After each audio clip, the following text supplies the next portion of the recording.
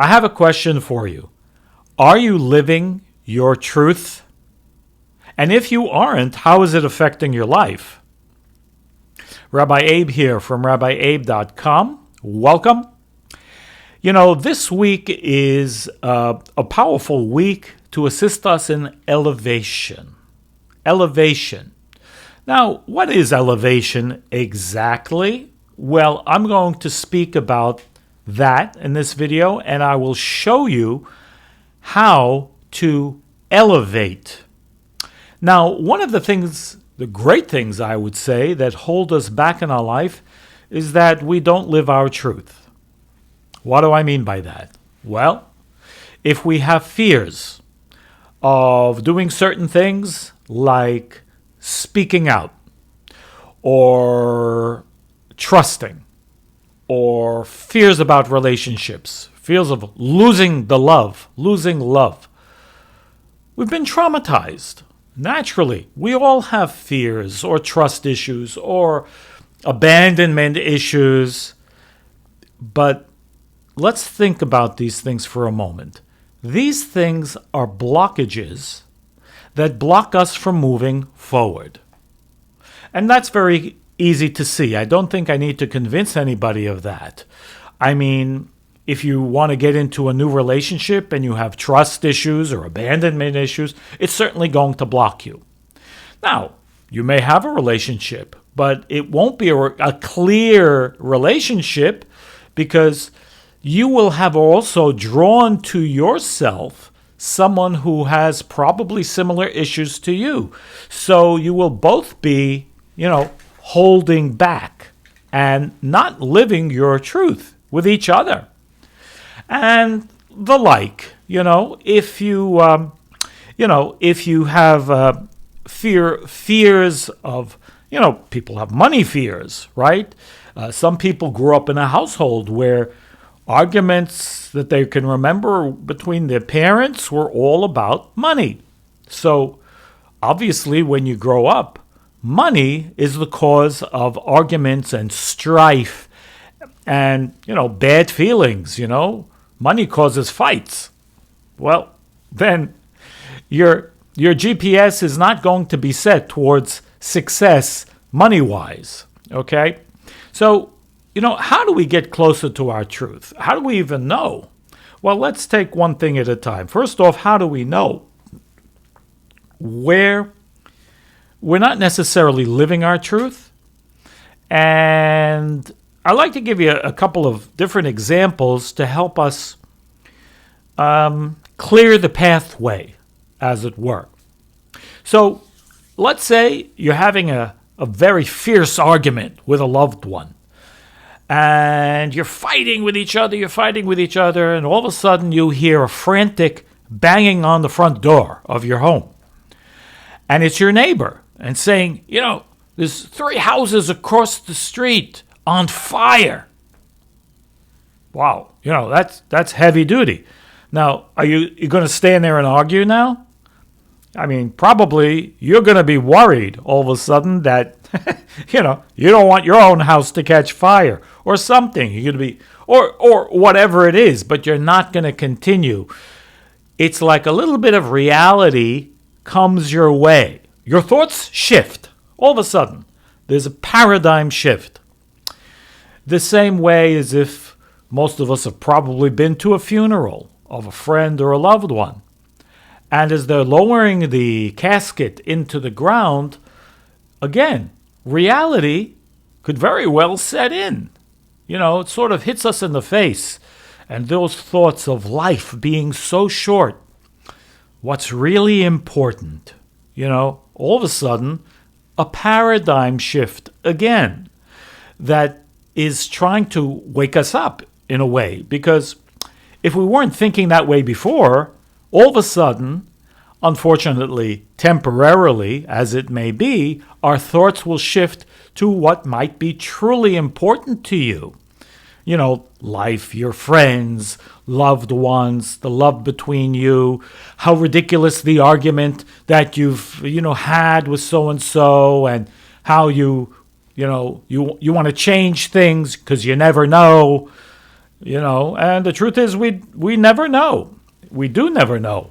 And so, we have all these different types of blockages from false principles, false truths. They're not truths. They're falsehoods that we hide behind. Fears is a falsehood that we hide behind. Mistrust is a falsehood that we hide behind. All different things that keep us from moving forward in our life and achieving more, whether it's in our relationships or in money or in, whatever area that holds us back. For many people, these falsehoods also affect the health of an individual. And sometimes, again, this facade breaks when there is an illness, okay? And I'm not talking about a cold or a flu, but when there is a serious illness, all of a sudden, again, paradigm shift. What's really important in life? What can I change? Again, and it is very important to think that way. And sometimes, the universe does want to wake us up. There are different levels of a wake-up call, okay? The alarm. Sometimes the alarm is soft, sometimes it's very loud. But clearly, the universe does want to talk to us and tell us, listen, all the universe wants for you is to move forward and flourish, to bloom like the most beautiful flower. But if you're stuck in this falsehood, if you're still lying to yourself, if you still can't move forward because you lack trust in, whatever, yes, you need to know how to deal with it, but you can't hold on to it. You cannot hold on to it. We cannot hold on to these false consciousness barriers, because that's what they are. They block our GPS, our consciousness GPS, from getting to where we really need to go, and take us sometimes to the wrong places. Yeah, they're the right places for the moment, but, when we hit our head and we say, oh, wait a minute, no good, change direction, we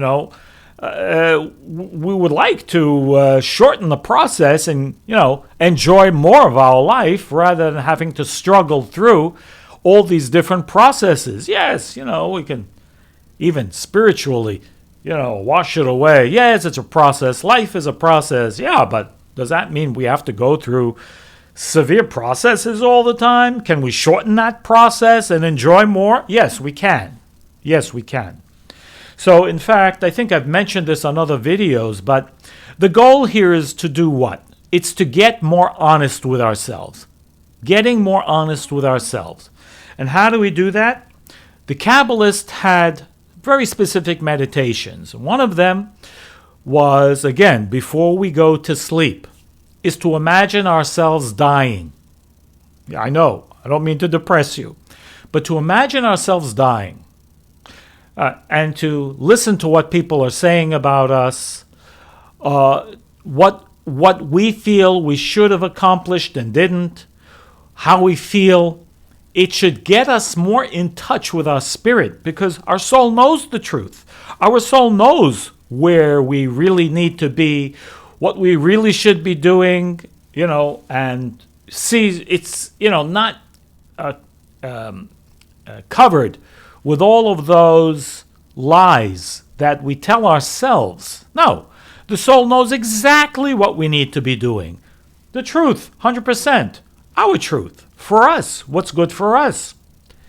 And so if we imagine again, not all day, we don't think of these things all day, only as a meditation before we go to sleep, that we imagine again that life is very short, and we don't know any moment. What would I like to have accomplished? What is it that, I should be thinking about? I want to see reality. I don't want tragedies to be able to see reality hitting me in the face. No. I want to voluntarily see it. Much more effective that way. So two things will happen. Eventually, if we keep doing this, we will come to a greater sense of truth and begin to open up those barriers, those, lies that we've been telling ourselves or hiding behind. And another thing interesting will happen. We'll probably be getting better sleep. Why? Because if we do this type of a meditation before we sleep, it opens up the barriers and allows our soul to elevate. There's a lot of energy this week of elevation, and it enables us to elevate to get a higher level of, we call it a charging, because when we sleep, our soul does go to a charging station of sorts, and we'll feel more energized in the morning to be able to do more. Great thing. Because very often, if our day wasn't so great and I didn't elevate too much this day, when we go to sleep, the opposite is also possible. We don't get that charge. We may even kind of lose some energy and we wake up kind of drained, and, nobody wants that. We do want to be elevated in the, highest possible way. So one of the ways to do that is this meditation. Again, what's the goal? The goal is to be honest with ourselves. The goal is to live our truth, our soul's truth, not what, our fears and, lack of whatever, not what that tells us to do, to react to. No. To act in the way that our soul would have us act, that will be most productive and fruitful to us. And you will see that slowly, we will begin to blossom more. Because as our soul is revealed more through the covering of our body, we will slowly become much happier people and begin to draw into our life, or the relationship that we truly need, or the work or business that we truly need to be involved in, will get closer to the truth of us.